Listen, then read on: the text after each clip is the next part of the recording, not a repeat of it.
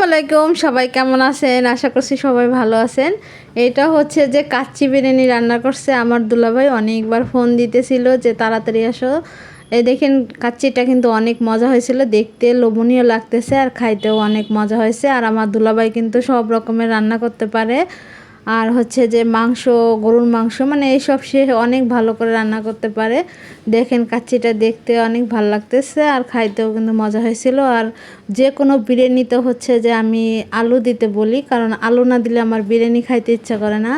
আর অনেক মাংস দিয়েছিল, বিরিয়ানিটা অনেক মজা হয়েছিল। আর পোলাওগুলো অনেক ঝরঝরা হয়েছে। আপনারাও জানাবেন আসলে কেমন লাগতেছে।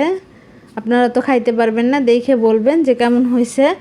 তা হচ্ছে যে সবাই আমার পাশে থাকবেন, আমিও সবার পাশে আছি। আসলে প্রতিদিন বড় ভিডিও দেওয়া সম্ভব না, তারপর আপনাদের সাথে বড় ভিডিও ছাড়া কিন্তু মনের কথা প্রকাশ করা যায় না।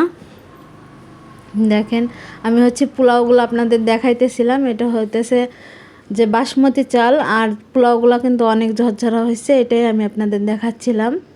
আর হচ্ছে যে এত মজা করে খাইছে যা বলার মতো না।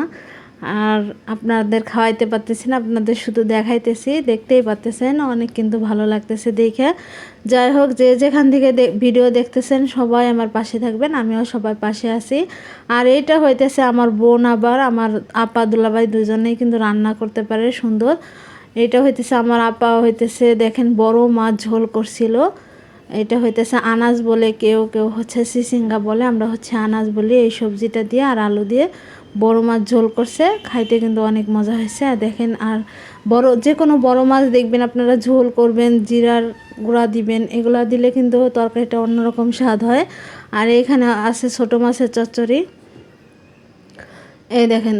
আর হচ্ছে আমি বড় মাছের তরকারিটা দিয়ে ভাত খাইছি, কারণ অনেক মজা লাগছিল। আর হচ্ছে ফ্রেশ মাছ তো আইনে রান্না করছে, এই জন্য হচ্ছে আরও বেশি ভালো লাগছে।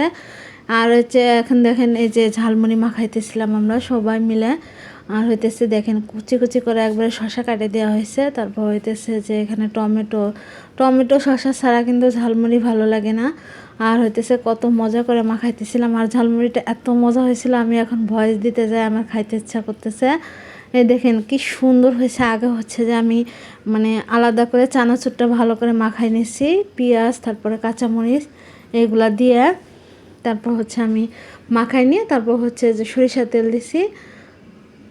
ও এটার মধ্যে আমি একটু দিছিলাম। এই দেখেন এটা হইতেছে খাওয়া দাওয়া করে মুড়ি টুড়ি খায় তারপর হচ্ছে আমরা ছাদে আসছি। দেখেন এই ছাদে কত যে সবেদা ধরছে, একটা গাছে অনেক সবেদা ধরছে। আর এই সবেদাগুলো কিন্তু সব সবেদা কিন্তু মিষ্টি লাগে না, এই সবেদাগুলো পাকলে অনেক মিষ্টি লাগে। আর হচ্ছে সবাই ভালো থাকবেন, আল্লাহ হাফেজ।